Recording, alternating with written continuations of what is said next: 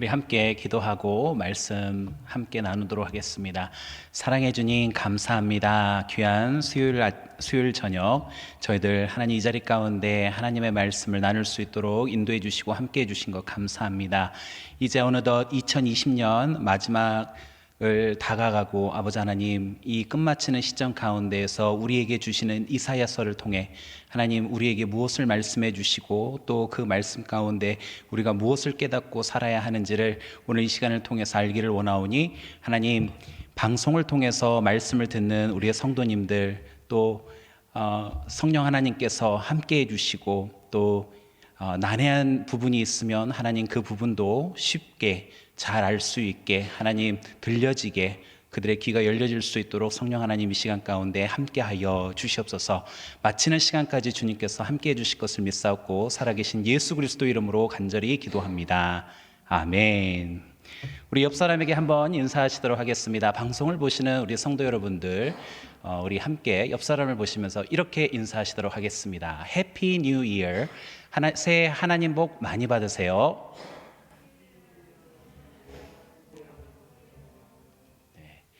새해 복 많이 받으세요라고 보통 하는데 우리 이하림 목사님께서 새해 하나님 복 많이 받으세요. 이 문장을 너무너무 좋아하시는 것 같아요. 처음 오셨을 때부터 지금까지 끝까지 고수하시는 그 목사님의 그 마음, 그 생각 존경합니다. 오늘은요 제가 이사야서를 들고 함께 말씀을 나눠보려고 합니다. 이사야서 굉장히 난해하죠. 난해하고 어렵기도 하지만 제가 이사야서에 대해서 이렇게 우리 성도님들에게 좀 잘 전달해 드리기 위해서 좀 쉽게 좀 풀어보고자 했는데 이사야에 대해서 오늘 이 시간 가운데 잘 이해하시고 또 성경을 이사야서를 읽으실 때 많은 도움이 되시기를 바랍니다. 먼저 우리 이사야서가 어느 구약 성경 어느 쪽에 위치하고 있는지를 한번 보셔야 될 것 같아요. 이것도 안 하려고 하다가 우리 지난번에 우리 이하림 목사님께서 그거를 아주 꼭 집어주시는 바람에 제가 한번 넘겨주고 해드려야 될 것 같아서 이렇게 한번 해보겠습니다. 포인터가 안 먹네요. 네, 구약 성경 분류라고 이렇게 했는데 죄송합니다. 이게 잘 안 보이죠? 제 얼굴을 좀 부각시키려고 잘생긴 제 얼굴을 부각시키려고 제가 좀 저 자료 화면은 조금 작게 집어넣은 것 같습니다. 보시게 되면 네, 만지지 말아주세요. 구약 성경 분류. 자, 여기에서 보시면요, 구약 성경은 총 몇 권으로 되어 있죠? 네? 네네. 39권으로 되어 있습니다. 그래서 구약 성경은 39권으로 되어 있는데 이 39권이 어떻게 분류되어져 있는가냐면요. 여러분들 저를 한번 따라해 보세요. 5, 12, 5, 5, 12. 리듬감이 전혀 없으신 것 같아요. 다시 한번 해보도록 하겠습니다. 5, 12, 5, 5, 12. 너무 이쁘게 해주셔서 감사합니다. 5, 12, 5, 5, 12. 네. 그래서 5, 12는 뭐냐면 5, 5권인데요. 모세오경 5권, 창세기부터 신명기까지 있는 거고요. 그 다음에 12는요, 여호수아부터 에스더까지 역사서입니다. 이게 총 12권으로 되어 있고요. 그 다음에 우리가 지난 시간까지 했던 아가서까지, 욥기에서 아가서까지 있는 그 5권이 시가서로 이렇게 분류가 되어져 있습니다. 그리고 오늘 할 이사야서는 이 대예언서에 들어가 있고요. 이사야, 다음 시간에 배울 예레미야가 그 다음에 에스겔, 다니엘, 이 5권이 대예언서에 이렇게 속해져 있습니다. 그리고 그 다음에 소예언서 12권은요, 호세아부터 말라기까지 이렇게 구성되어져 있습니다. 그래서 구약 39권은 5, 12, 5, 5, 12 이렇게 외쳐주시면 이해하시는데 도움이 되리라 생각이 듭니다. 자, 그러면요, 우리 이사야서 우리 서론부터 한번 보시도록 하겠습니다. 먼저 이 이사야서는요, 주전 740년에서 701년까지 남유다, 그리고 예루살렘에서 활동한 선지자 혹은 예언자로 이렇게 되어져 있습니다. 그래서 이사야는 그렇게 활동한 예언자로 되어져 있고요. 그 다음에 이사야서는 이게 보시게 되면 사실상 이사야서가 66장으로 되어져 있는데 성경이 모두 몇 권으로 되어 있죠? 66권으로 되어 있습니다. 그래서 성경 66권과 같은 66장으로 되어 있다라는 그 특징이 있고 사실상 성격도 굉장히 비슷합니다. 그래서 이사야서 1장 31장에서 39장은 구약 성경의 성격을 띠고 있어요. 그래서 죄에 대한 어떤 하나님의 심판과 공의 그리고 회개가 강조되어 있고요. 그 다음에 이사야서 40장 이후부터 66장까지는 신약 성경을 띠고 있는데 여기는 구원과 소망 그리고 용서와 회복의 내용이 주로 기록되어져 있습니다. 그래서 이 이사야서를요 5복음서라고 이야기를 해요. 4복음서는 뭐를 이야기하죠?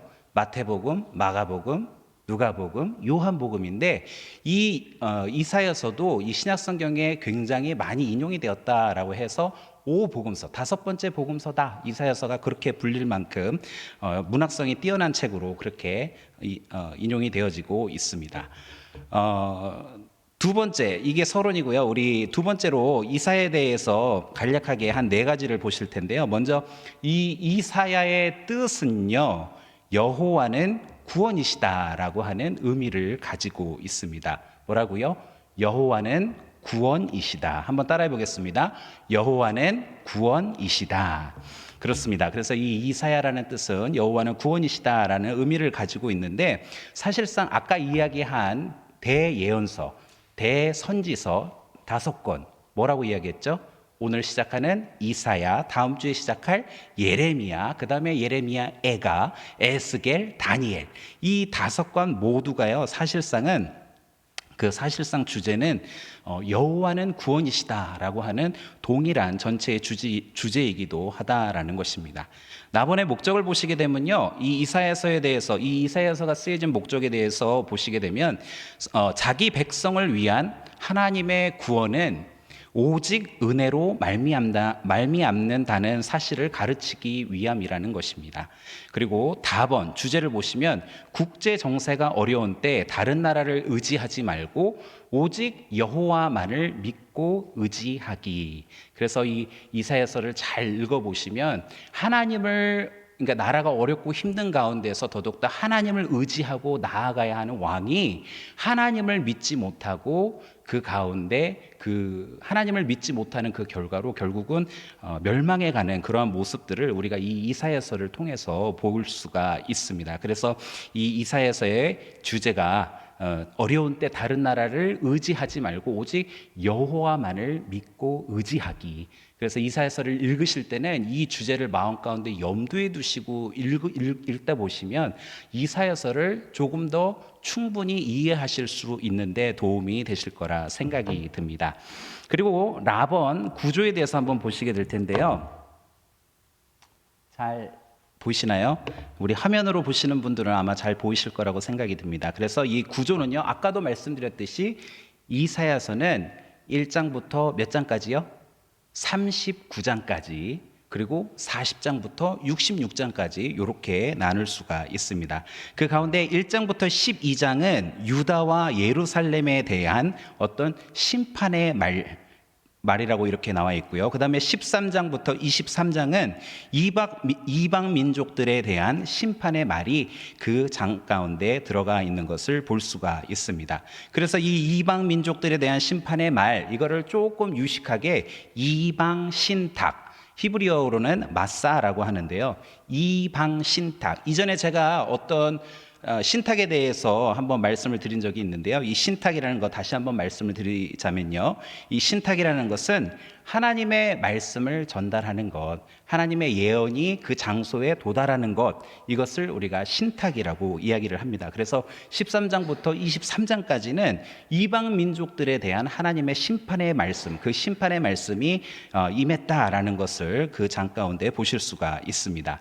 그 다음 24장부터 27장까지는요, 이사야의 묵시라고 이렇게 제가 내용을 적어 놓았습니다. 묵시라는 말을 혹시 알고 계시나요? 그래서 이 묵시라는 말과 그 다음에 우리가 또 성경을 읽다 보면 예언이라는 말이 나오고 있습니다. 그래서 성경을 읽으실 때 묵시와 예언에 대해서 어떤 좀 구별을 좀 해야 되는데요. 묵시는요, 보통 죄의 결과가 보통 세상의 멸망으로 나타나는 것. 죄의 결과가 세상의 멸망으로 나타나는 것을 우리가 묵시라고 이렇게 이야기를 할 수 있고요. 예언은요, 죄 지음의 회개를 촉구 및 선포함. 다시 얘기하면 어떤 예언자들이나 선지자들을 통해서 하나님께서 예언하는 것, 선포하는 것, 이것을 우리가 예언이라고 이렇게 말씀드릴 수가 있겠습니다. 따라서 24장부터 27장까지에 있는 이사야의 묵시는 어떤 하나님께서 이 세상의 멸망으로, 하나님께서 이 죄의 결과로 이 세상에 결국 멸망으로 나타나게 될 거다 보여주는 것, 이거를 우리가 묵시라고 이야기를 합니다. 그래서 이사야를 통해서 이렇게 묵시가 나타나는 것을 24장부터 27장까지 있는 말씀을 통해서 보실 수가 있습니다. 28장부터 32장까지는 아수르 통치 때에 받은 말씀, 그 다음에 33장부터 35장은 이스라엘에 대한 구원, 36장에서 39장까지는 아수르의 침공과 예루살렘의 구원에 대해서 이렇게 나타나고 있습니다. 그리고 40장부터 55장까지는요, 이제 아수르가 끝나고 바벨론으로 끌려간 유다 포로들을 향한 위로와 격려의 말이 이 장 가운데 나타나고 있는 것을 볼 수가 있습니다. 그리고 56장부터 66장까지는 바벨론 포로기 이후 귀환한 회복된 예루살렘에서의 삶과 책임에 대해서 말씀이 나오는 것을 볼 수가 있습니다. 그래서 이렇게 이사야에 대해서 이사야의 뜻과 목적, 주제, 구조, 요거를 이렇게 잘 보셨다가 잘 보시면서 이렇게 이사야서를 읽으시면 이사야서를 읽으시는 데 있어서 아주 많은 도움이 되시리라 생각이 듭니다.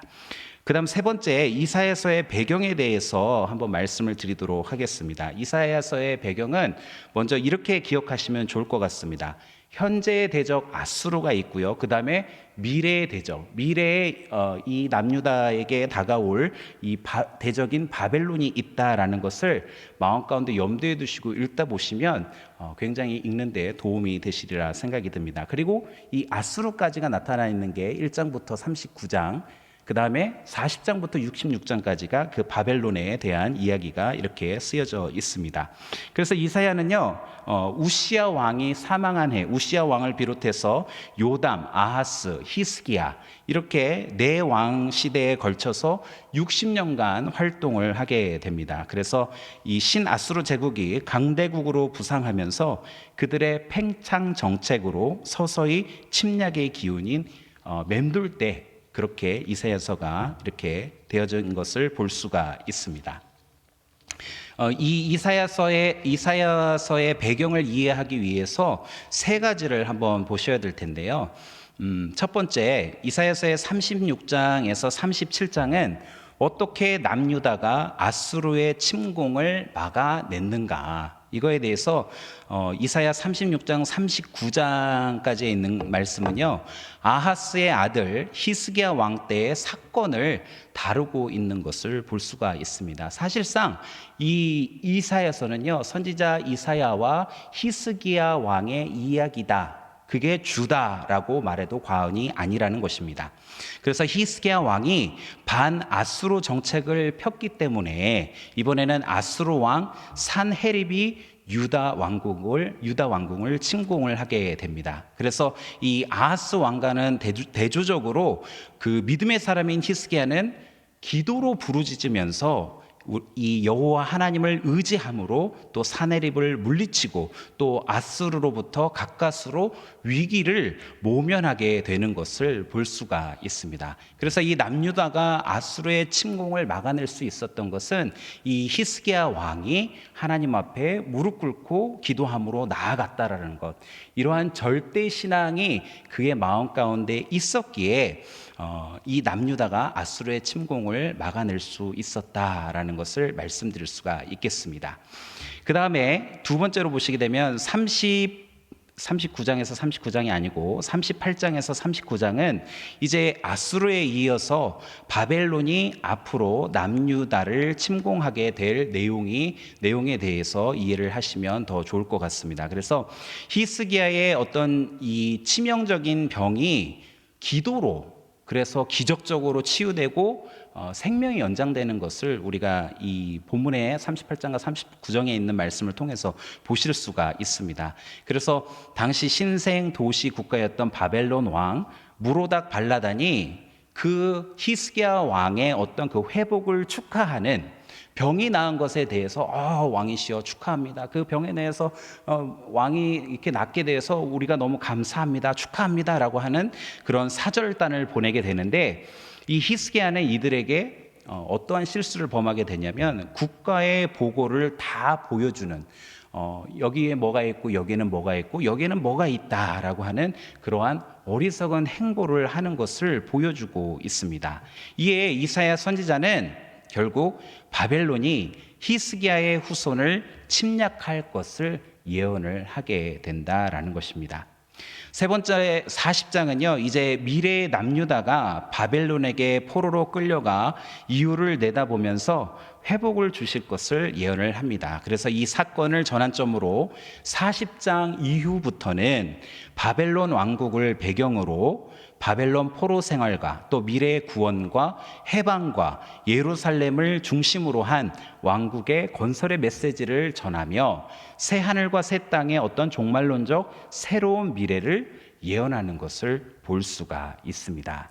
그래서 이렇게 이사야서의 배경에 대해서 조금 궁금하신 분들은 제가 이 이사야서의 배경을 이해하기 위한 이 세 가지를 잘 이해를 하신다라면 이사야서가 어떤 책인지를 조금 더 가깝게 접근하실 수가 있습니다.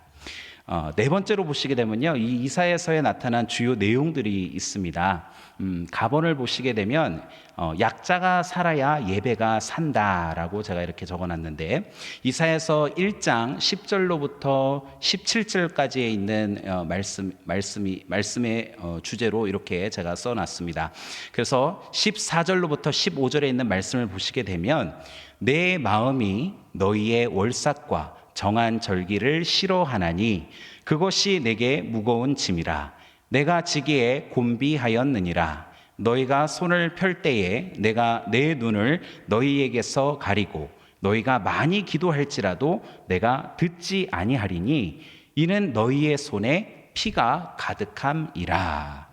그래서 이 이사야서 1장 14절로부터 15절에 있는 말씀을 보시게 되면, 요약하면 너희들이 아무리 기도를 많이 하더라도 너희의 손에 피가 가득하다라는 것을 내가 알고 있다. 그래서 또 17절 보시면, 선행을 배우며 정의를 구하며 학대받는 자를 도와주며 고아를 위하여 신원하며 과부를 위하여 변호하라 라고 이렇게 이야기를 하고 있습니다.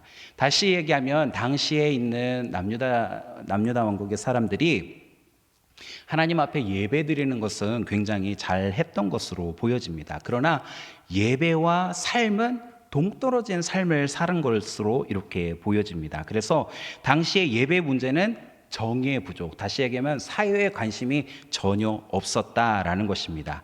당시 대표적인 사회 약자로서는 고아와 과부를 들 수가 있는데요, 이 이스라엘 백성들이, 이 남유다 백성들이 사회적 약자들에 대한 돌봄과 구제 없이 정성스러운 예배만을 그렇게 추구를 했고, 그렇게 드린다고 할지라도 하나님께서는 오히려 그것을 좋아하시는 것이 아니라 더 부담스러워하시고 힘들어하셨다라는 것을 이렇게 보여주고 있습니다.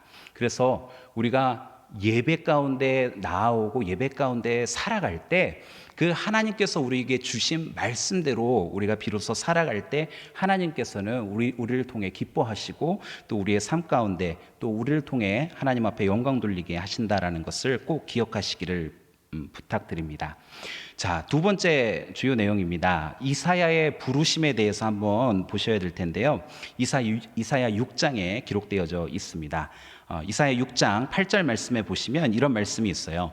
내가 또 주의 목소리를 들으니 주께서 이르시되 내가 누구를 보내며 내가 우리를 위하여 갈고 하시니 그때 내가 이르되 내가 여기 있나이다. 나를 보내소서. 하나님께서 누구를 보낼꼬라고 이렇게 고민하시고 있는 그 가운데 있는데 이사야가 뭐라고 이야기하냐면 내가 여기 있나이다. 나를 보내소서라고 이렇게 이야기를 했다라는 것입니다. 이것은요, 어디까지나 자발적인 소명이라는 거예요. 자발적인 부르심. 그래서 이 이사야는 이 자발적으로 하나님 앞에 나아가는 것을 볼 수가 있습니다. 그래서 하나님이 먼저 이사야에게 내가 가라 라고 하지 않으셨다라는 것입니다. 오히려 이사야는 자발적으로 제가 가겠습니다 라고 이렇게 말을 했다라는 것입니다. 우리 다음 주에 보게 될 예레미야에서는요, 이 예레미야는 사실상 강압적 소명이라고 이렇게 이야기를 합니다. 이 강압적 소명이라는 것은요, 첫 번째 하나님께서 부르셨어요. 그런데 그 부르심에 대해서 어떻게 하냐면 거절을 합니다. 거절을 하면 하나님께서 어떻게 하시죠? 설득을 하세요. 설득을 하시고 그 사람과 동행을 하십니다. 이 모세를 한번 생각을 해보시면 처음에 이 자기의 백성들을 끌고 이제 나아가고 약속의 땅 가운데 들어가게 하시겠다라고 하는 하나님의 말씀이 있었지만 모세가 자기는 입이 아둔한 자요 그러면서 자기를 굉장히 비하하고 자기는 할 수 없는 사람이라고, 그래서 그 하나님의 부르심에 대해서 거절하는 것을 우리가 볼 수가 있습니다. 그럼에도 불구하고 하나님은 설득하시고 또 그와 함께 하셨던 그런 여정을 우리가 성경을 통해서도 보실 수가 있습니다. 이러한 소명이 있는가 하면 이사야는 자발적인 소명, 자발적인 부르심으로 하나님 앞에 나아갔다라고 하는 그 특징을 우리가 한번 보셔야 하겠습니다. 그 다음 세 번째는요, 절대 신앙입니다. 오늘 이 이사야서의 전반적인 주제이기도 한데요. 이 이사야서 7장 1절에서 9절에 있는 말씀 가운데 이렇게 나와 있습니다. 먼저는요, 시리아와 에브라임이라는 그 두 나라가 동맹을 맺습니다. 그런데 이 시리아는요, 아람이고 에브라임은 북이스라엘의 또 다른 이름입니다. 그래서 이 시리아의 왕 르신 왕과 북이스라엘의 베가 왕이 동맹을 맺습니다. 왜 동맹을 맺은 이유는 바로 그 아수르, 자기네들이 속국이었는데 그 속국자로서 어떤 억울함이 있었던 것 같아요. 더 이상 우리가 아수르의 지배를 받을 수가 없다. 그래서 이 아수르를 향해 우리가 뭔가 좀 전쟁을 일으키자, 힘을 합해서 우리가 이겨내자라고 해서 이 시리아와 에브라임이 동맹을 맺습니다. 그런데 그 가운데 남유다에게도 함께 동맹을 맺자고 이렇게 제안을 합니다. 그런데요, 이 남유다에서는 이 동맹을 거부합니다. 이에 시리아와 에브라임이 자신의 땅에 동조하는 사람을 유다의 왕으로 바꾸기 위해서 유다의 아하스 왕, 당시에는 그 아하스 왕이 있었는데요. 이 아하스 왕이 선지자 이사야의 예언을 통해서, 그 하나님의 말씀을 통해서 이렇게 저렇게 동맹을 거부하게 되었지만 결국 이 아하스 왕 가운데에는 어떤 마음이 있었냐면 불안한 마음이 내재되어 있었다라는 거예요. 왕이 불안하니까 그 왕의 백성으로 살아가는 사람들은 어땠겠습니까? 지도자가 불안해하니까 백성들도 당연히 불안해했겠죠. 그래서 이 왕이 생각한 끝에 아주 자기 생각에는 기발하다고 생각한 것 같아요. 어떤 이 외교력을 펼치게 되는데 그 외교력을 어떻게 펼치게 되냐면 결국은 아수르의 디글랏벨레세 3세에게 도움을 청합니다. 어떻게 이야기를 하냐면 저기요, 시리아와 에브라임이 둘이 동맹을 맺어서 너희들을 가만 안 놔두겠대요. 어떻게 하실래요? 내가 이런 정보를 줬으니까 날 좀 도와주시고 나 좀 어떻게 좀 구해주세요 라고 이렇게 좀 야비한 짓으로 이 아하스 왕이 그 가운데에서 그런 행동을 했다라는 것입니다. 이사야는 당시 아하스 왕에게 하나님을 의지하고 아수르와 동맹을 맺지 말 것을 충고했는데 결국은 이 아하스 왕이 잘못된 선택을 하게 됨으로 말미암아 아수르의 속국이 되고 그들의 종교까지 받아들이게 되는 것을 우리가 볼 수가 있습니다. 그래서 7장 9절의 후반절을 보시게 되면 만일 너희가 굳게 믿지 아니하면 너희는 굳게 서지 못하리라 라는 이러한 말씀이 있습니다. 이사야는 굳게 믿으라고 선포했지만 아하스 왕은 믿지 못하고 외교술로 전환해 버리는 것을 이렇게 보여줍니다. 그래서 인간적인 계산을 뛰어넘는 어떠한 하나님의 말씀에 대한 전폭적인 신뢰, 이것이 이사야 선지자가 가지고 있었던 바로 절대 신앙이었다라는 것입니다. 그래서 위기가 찾아올수록 이 이사야서가 우리에게 주는 것은요, 우리에게 위기가 찾아오면 찾아올수록 우리가 믿고 의지하고 신뢰할 수 있는 전능하신 하나님만을 믿고 바라가야 된다는 거예요. 나아가야 된다는 거예요. 아무리 우리의 마음을 싱숭생숭하게 또 두렵게 그렇게 한다 하더라도요, 우리 앞에 칼을 들이댄다 하더라도 그 마음이 변치 않고 오히려 고요하게 평온한 가운데에서 그 하나님을 바라볼 수 있는 믿음의 영적인 사람들이 되어야 한다라는 것이 바로 이 이사야서가 우리에게 주는 교훈이고 주제라는 것입니다. 자, 그 다음에요, 라번을 보시게 되면 메시아의 예언이 나오게 됩니다. 그래서 이사야서 11장 1절로부터 9절에 있는 말씀을 통해서 보실 수가 있는데요. 먼저 그 11장 1절에 있는 말씀을 보시게 되면 이새의 줄기에서 한 싹이 나며 그 뿌리에서 한 가지가 나서 결실할 것이요 라고 이렇게 이야기를 합니다. 다시 얘기하면 메시아가 이새의 줄기에서 나온다라고 이렇게 이야기를 합니다. 이새는 누군가요? 이새는 바로 다윗 왕의 아버지입니다.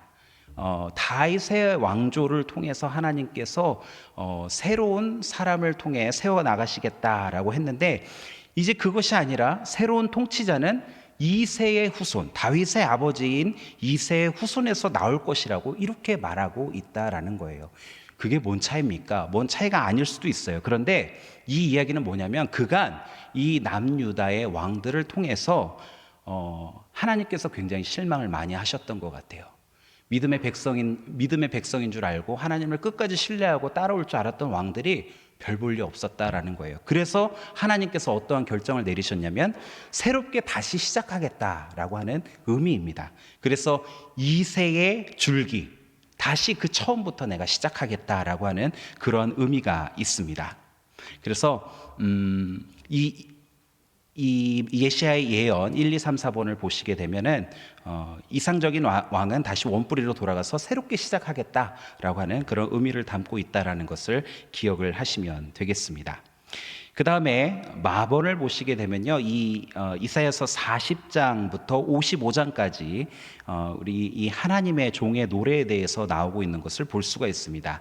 그 가운데 제가 4가지를 이렇게 써드렸는데요. 이사야서 42장 1절로부터 4절, 그 다음에 이사야서 49장 1절로부터 6절, 이사야서 50장 4절로부터 9절, 이사야서 52장 13절로부터 53장 12절까지에 있는 말씀을 통해서 하나님의 종의 노래, 이것이 나타나는 것을 볼 수가 있습니다. 이 가운데 이사야서 42장 1절로부터 4절과 이사야서 52장 13절로부터 53장 12절에 있는 말씀을 통해서 함께 이 하나님의 종의 노래가 어떤 의미인지를 말씀을 드리도록 하겠습니다. 먼저 이사야서 42장 1절로부터 4절에 있는 말씀은요, 공의의 길에 대해서 말씀을 하고 있는 것을 볼 수가 있습니다. 그래서 이사야서 42장 1절에 있는 말씀을 보시게 되면, 내가 붙드는 나의 종, 내 마음에 기뻐하는 자, 곧 내가 택한 사람을 보라. 내가 나의 영을 그에게 주었은즉 그가 이방의 정의를 베풀리라. 여기에서 나의 종은 하나님의 영으로 충만한 사람을 가리킵니다. 그리고 그는 자기 정신으로 일하는 사람이 아니다라는 것이에요. 우리가 기도할 때 흔히 이러한 표현들을 많이 쓰죠. 상한 갈대를 꺾지 아니하며 꺼져가는 등불을 끄지 아니하시는 하나님이라는 문구를 우리가 기도문 가운데 많이 이렇게 적용하는 것을 볼 수가 있습니다. 그런데요, 이 말을 우리가 하나님께만 적용하지 말고 우리에게도 적용을 해야 한다라는 것입니다.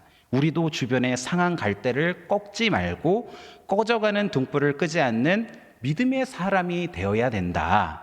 끝까지 포기하지 않고 사람이 살아갈 수 있도록 우리가 희망을 주고 격려하는 것, 이것이 상한 갈대를 꺾지 아니하고 꺼져가는 등불을 끄지 않는 것, 이것이 바로 공의, 정의라는 것입니다. 그래서 우리가 이 예수 그리스도를 믿는 우리 그리스도인들은 이 공의로운 삶을 살아내야 한다라는 것입니다. 그리고 네 번째, 이사야서 52장 13절로부터 53장 12절에 있는 말씀은요, 순환을 통한 영광의 길에 대해서 말씀을 하고 있습니다. 그래서 먼저 53장 4절로부터 5절에 있는 말씀을 보시게 되면, 그는 실로 우리의 질고를 지고 우리의 슬픔을 당하였거늘 우리는 생각하기를 그는 징벌을 받아 하나님께 맞으며 고난을 당한다 하였노라. 그가 찔림은 우리의 허물 때문이요 그가 상함은 우리의 죄악 때문이라. 그가 징계를 받음으로 우리는 평화를 누리고 그가 채찍에 맞음으로 우리는 나음을 받았도다. 아멘. 이 말씀을 보시게 되면은 이 말씀은 주로 또 우리가 그 세례식을 할 때 이 말씀을 많이 인용을 하고 또 적용을 하는 그런 구절이기도 합니다. 이 노래의 대상은요, 이 바벨론 포로로 끌려갔던 사람들에 대해서 이야기를 해주고 있습니다. 이들은요, 이미 죗값을 몇 배나 치른 사람들이에요. 죗값을 배나 치른 하나님의 종들은 하나같이 대속적인 고난을 짊어지고 갔다라고 하는 것을 의미하고 있습니다. 역사적으로 대속적 고난을 죽기까지 짊어지고 가신 분이 누구실까요? 바로 예수님이셨다라는 것입니다. 우리의 죄 때문에 죽으신 예수님의 길을 우리도 따라가야 한다라고 하는 그 노래가 이 가운데 있다라는 것입니다. 그래서 이사야 40장에서 55장에 나와 있는 이 종의 노래는 하나님의 뜻을 이행하기 위한 도구로서의 특별한 종, 그 특별한 종을 사용하시리라라고 하는 그 메시아, 예수 그리스도를 가리킨다라는 것을 우리에게 보여주고 있습니다. 자, 결론입니다.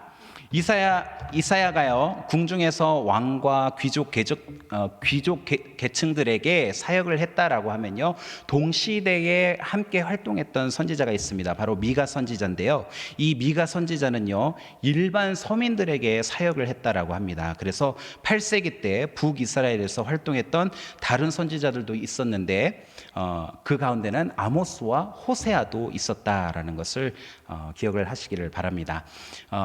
오늘 우리가 함께 본 이사야서는 불신을 교만이라고 하고 또 이것을 가장 큰 죄악이라고 말하고 있습니다.